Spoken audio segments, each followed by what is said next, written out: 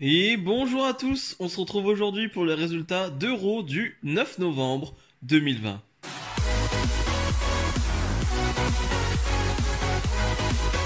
On débute avec le Miz TV, forcément avec The Miz et Morrison. Miz qui va vous dire, voilà, encore une fois, qu'il a son show Miz and Mrs avec Maryse, voilà, sur USA Network, hein, la chaîne qui diffuse Raw. Il va dire que voilà, c'est lui, le visage de USA Network. Et voilà, il va nous parler de tout ça, mais bon, il va se faire interrompre forcément par Randy Orton qui n'était pas forcément invité sur ce Miz TV. Miz qui va dire que c'était le New Day qui était invité. Et Randy Orton qui va rhabiller pour l'hiver, comme on dit, Miz et Morrison. Hein, vraiment, il va arriver, il va dire Miz, t'as rien fait depuis des années, tais-toi. Tu te prends pour je sais pas qui. Morrison, t'as décidé de catcher pour la Minor League. Voilà, un petit peu mal.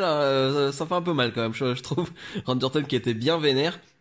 Et qui va même dire, vas-y, The Miz, vas-y, t'attends qu'une chose, de toute façon, c'est cacher ta mallette, vas-y.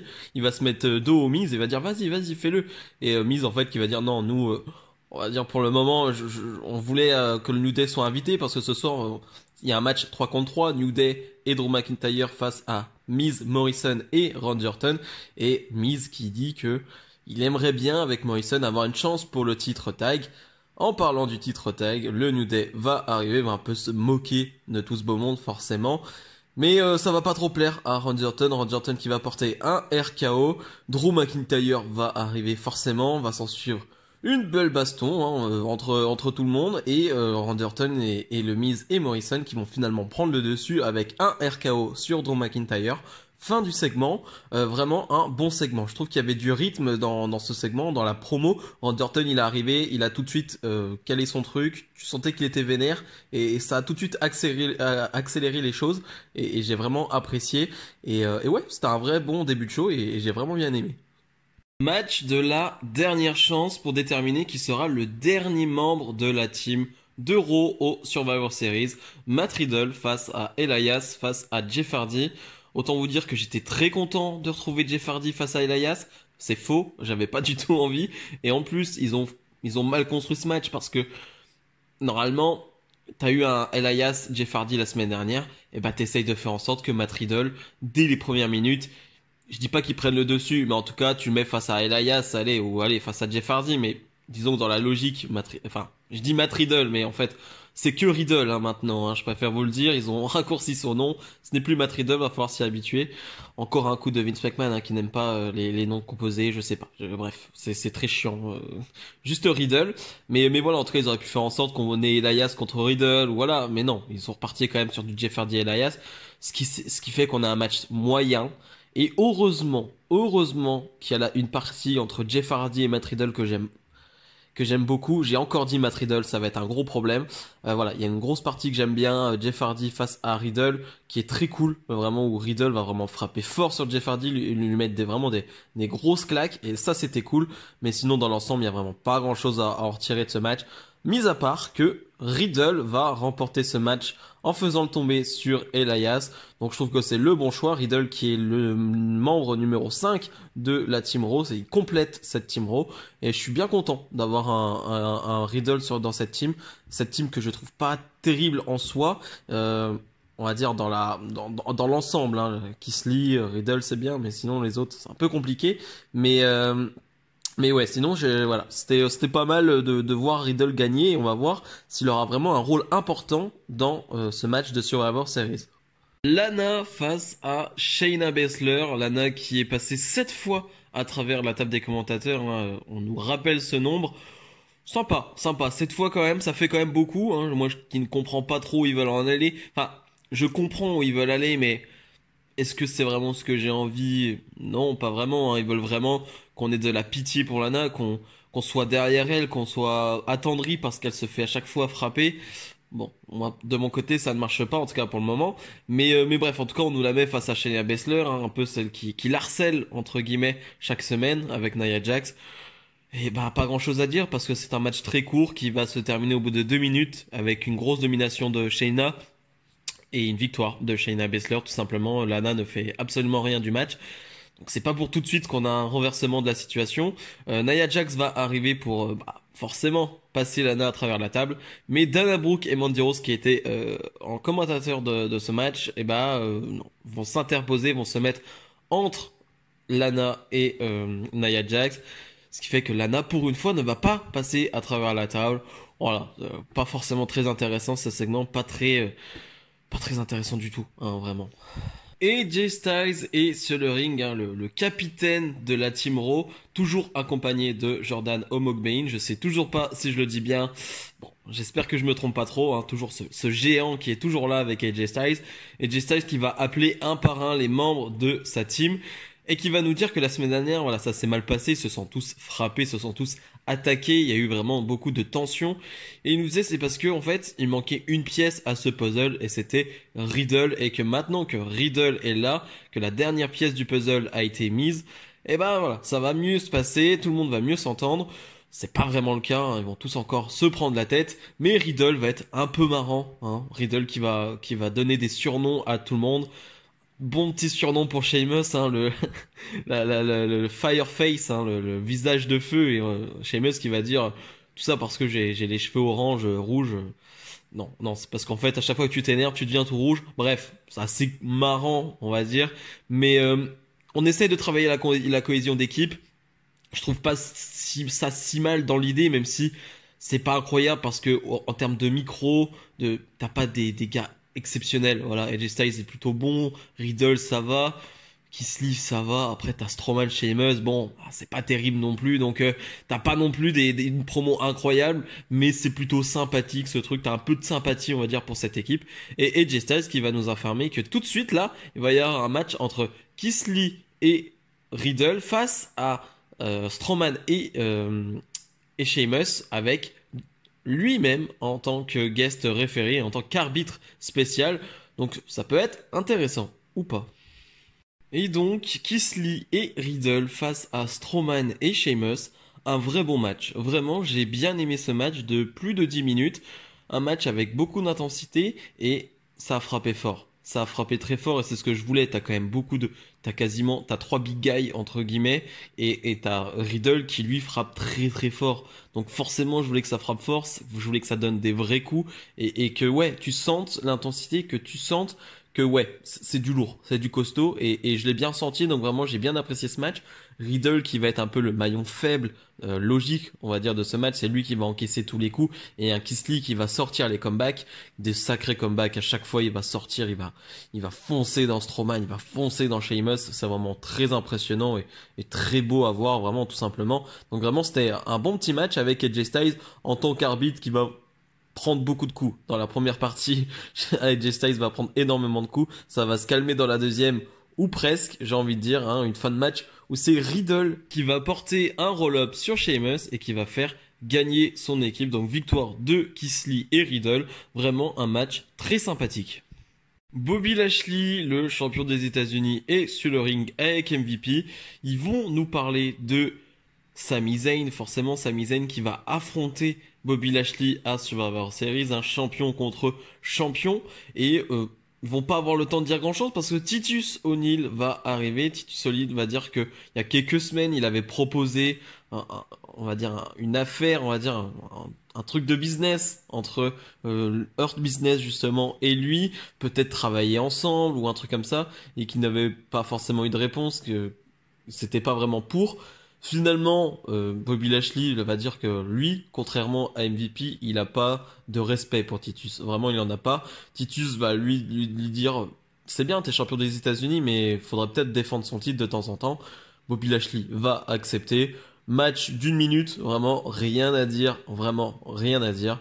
Victoire de Bobby Lashley qui conserve. Je sais pas si Titus O'Neil aura un rôle à jouer dans le Hurt Business, pardon.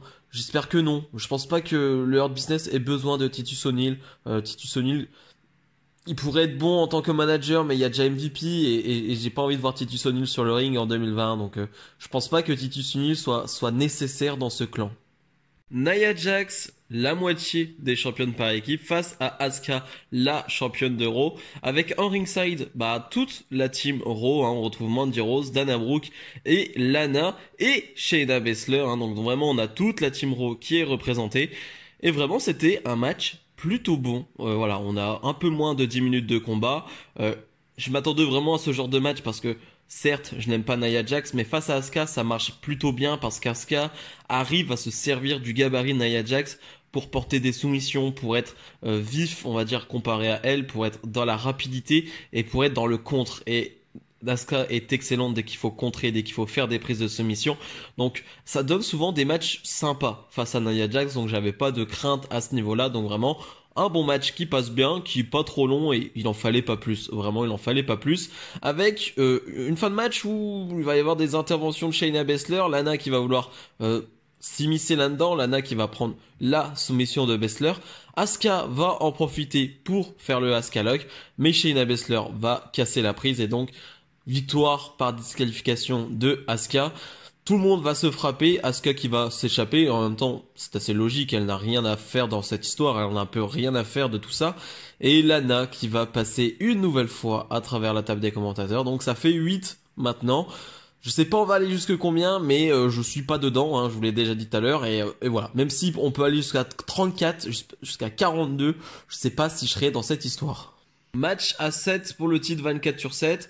On retrouve la Lucha House Party, Drew Gulak, Tucker, Akira Tozawa et bien évidemment R-Truth et Eric de Viking Raiders. Pas grand chose à en dire, hein. Le titre va changer toutes les 5 secondes, ça va être un gros bordel. Plutôt marrant parce que l'annonceur à chaque fois va dire et le champion, le nouveau champion est, et le nouveau champion est, il va dire ça toutes les 5 secondes, c'est plutôt marrant, avec finalement R-Truth qui va conserver son titre, ou plutôt qui va le gagner, hein, en faisant un attitude adjustment, hein, la prise de finition de son héros d'enfance, hein, John Cena, et va donc remporter ce titre. Voilà, c'était plutôt marrant. Ricochet face à Ali, le leader de Retribution. C'était excellent, vraiment c'était excellent. Et en plus ils leur ont laissé du temps. J'avais peur parce qu'il y a déjà eu des Ali Ricochet en weekly ces dernières semaines, mais on leur a laissé 7-8 minutes, quelque chose comme ça. Là vraiment non, on leur a laissé du temps, on leur a laissé le temps de faire ce qu'ils voulaient. J'ai eu peur au tout début aussi parce que voilà, on repart sur le heel Ali qui doit faire des prises au sol, qui doit ralentir le rythme. C'est toujours comme ça avec la WWE, hein, t'es un heel, donc forcément tu dois ralentir, tu dois faire des petits colliers de tête. Enfin bref, tu dois vraiment ralentir le rythme. Et c'est assez chiant, hein, faut le dire, c'est très chiant. Et finalement non, ça s'est quand même bien accéléré après. Ali a suivi le rythme de Ricochet ou inversement, hein, vraiment. Les deux ont été excellents, donc ça a donné un vrai bon combat avec un Ricochet qui vend quand même excellemment bien, hein. Vraiment Ricochet vend très bien les prises.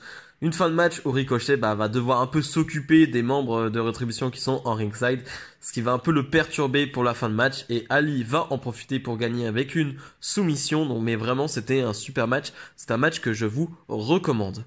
Le main event, Randy Orton, le champion de la WWE, avec Miz et Morrison face à Drew McIntyre et les champions par équipe, le New Day.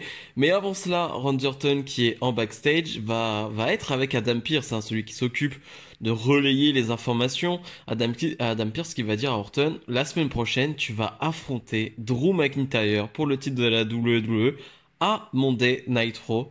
Orton qui va pas être très content, hein. Orton qui va être très énervé Orton aujourd'hui à Raw. Déjà au début de show il était fin vénère, là c'est la même chose, hein. Orton très énervé.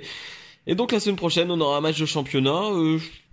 Je sais pas si c'est une bonne idée de mettre un match comme ça en weekly. Alors c'est compliqué parce que t'as les Survivor Series et on sait que voilà. Orton aura un match contre Roman Reigns, donc tu peux pas faire une feud pour un pay-per-view. Donc là t'es dans la continuité de Orton Drew McIntyre, mais tu mets ça en weekly, je peux comprendre l'idée, il y a pas de souci là-dessus. On verra bien ce que ça donne, on verra bien la suite, même si j'ai une petite idée de la fin de ce match, hein. Je vois bien une intervention du Fiend, mais on verra bien. Donc on a ce match qui est vraiment excellent. Là aussi vraiment j'ai adoré ce match. Et pourtant, c'est un 2 contre 3, parce que Orton ne va pas vouloir rentrer sur le ring, Orton ne va pas rentrer une seule seconde sur le ring. Orton qui, à chaque fois, va nier Miz et Morrison, va les ignorer plutôt, et va dire non, je rentre pas, j'ai pas envie, jusqu'à la fin, vraiment jusqu'à la fin du match, Orton va faire cela. Et sinon, oui, c'est excellent, mais on n'est pas étonné, parce qu'on a déjà vu New Day contre Miz et Morrison, et c'était vraiment d'excellents matchs, et là, on a encore voilà la preuve que c'est excellent avec un Morrison qui voilà. Mais vous allez dire encore que j'abuse avec Morrison, mais Morrison est extraordinaire voilà, j'aime trop Morrison, j'aime beaucoup trop Morrison. Et voilà, c'est tout. J'ai que ça à dire en fait. Donc McIntyre qui va rentrer en fin de match et qui va vouloir affronter Orton. Orton qui va faire mine de rentrer sur le ring, mais qui finalement va s'en aller. Vraiment, Orton n'en a rien à faire de ce match. Et McIntyre qui va porter son Claymore sur John Morrison et remporter ce match. Et donc clôturer ce show. Vraiment une bonne fin de show, je trouve. Avec un Orton qui, logiquement, on n'a un peu rien à faire de ce match. Hein. Il a rien à faire. Ça n'a pas d'importance pour lui. En plus, il y a Miz qui a la manette dans ce match, donc il va pas se mettre en danger au cas où si Miz allait en profiter, qu'il soit affaibli. Donc voilà, pas de problème pour Randy Orton, mais vraiment un Morrison encore une fois qui a brillé lors de ce main event. Bilan de Raw, je trouve qu'on a eu de bons matchs, vraiment. Sur 3 heures de show, je trouve qu'on a eu vraiment 3-4 matchs de bon niveau et c'est quand même assez rare. Hein. Quand on en retient un déjà, d'habitude, c'est déjà cool. On retient d'habitude plutôt des segments, des promos. Et là pour le coup, en termes de promos, il y a Orton au début mais c'est court. Il y a AJ Styles, ouais, bah, c'est pas si mal mais c'est pas une promo qu'on va retenir forcément, mais voilà, en termes de promo et de segments, il s'est pas passé grand chose. Pas de Fiend, pas de Alexa Bliss, enfin un petit segment Alexa Bliss, Nikki Cross en backstage, mais voilà, rien de très marquant. Mais dans l'ensemble, j'ai plutôt apprécié parce que si t'aimes le catch pur, on a eu quand même de plutôt bons matchs. Si vous avez aimé cette vidéo, n'hésitez pas comme d'habitude à liker et à commenter. Nous, on se retrouve dès jeudi pour la review de NXT. Salut, salut!